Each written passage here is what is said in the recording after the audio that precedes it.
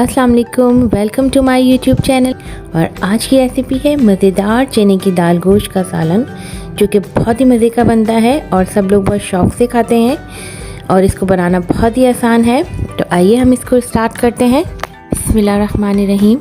मैंने आधा किलो गाय का गोश्त लिया है, हड्डी वाला। आप बकरे का गोश्त भी ले सकते हैं। और ये 1 कप चने की दाल है और आधा घंटा पहले नीम गर्म पानी में भिगो दिया है। इससे दाल बहुत जल्दी गल जाती है। अब जो है मैं एक पैन में दाल को शामिल करूँगी। इसके साथ ही तकरीबन 1 गिलास पानी शामिल कर दूँगी दाल गलाने के लिए। दाल को 80% तक कुक करना है, तो 1 गिलास पानी काफ़ी रहेगा।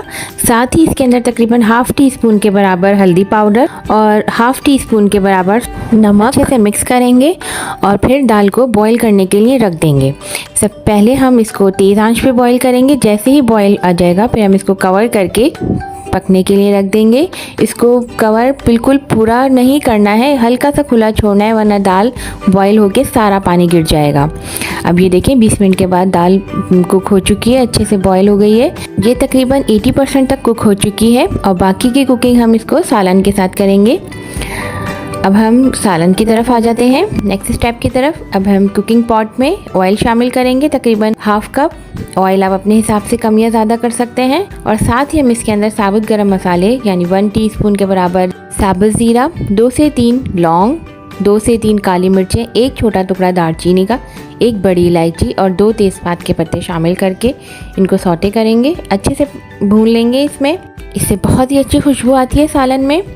जब ये अच्छी तरह से भुन जाएगा, खुशबू आने लगेगी, तो हम साथ ही इसके अंदर तकरीबन 3 मीडियम साइज़ के प्याज स्लाइस करके शामिल कर देंगे और इनको अच्छे से मिक्स करेंगे।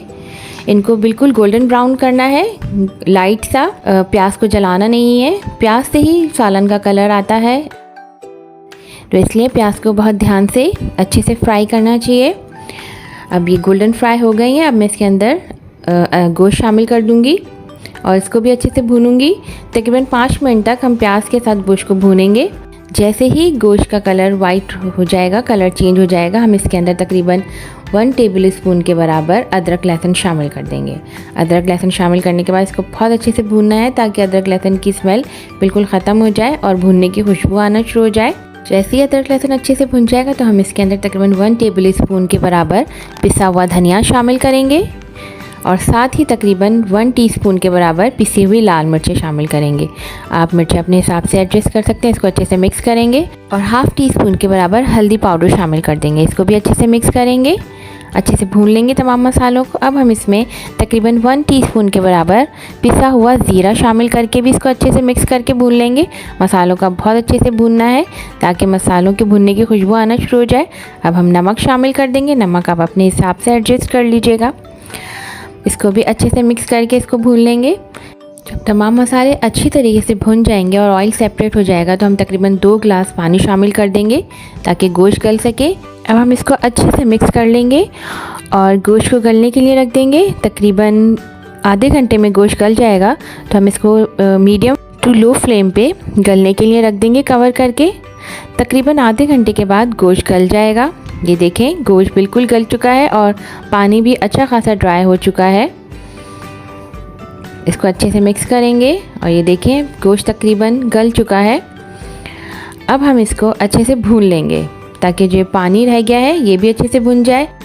इसको मीडियम टू हाई फ्लेम पे अच्छे से भूनना है, और ताकि ऑयल सेपरेट हो जाए और ये पानी ड्राई हो जाए। जब ये अच्छे से भुनना स्टार्ट हो जाएगा और ऑयल सेपरेट होना शुरू हो जाएगा, तो हम इसके अंदर तकरीबन 1 टमाटर को पीस कर इसमें शामिल कर देंगे और इसको भी अच्छे से भूनेंगे।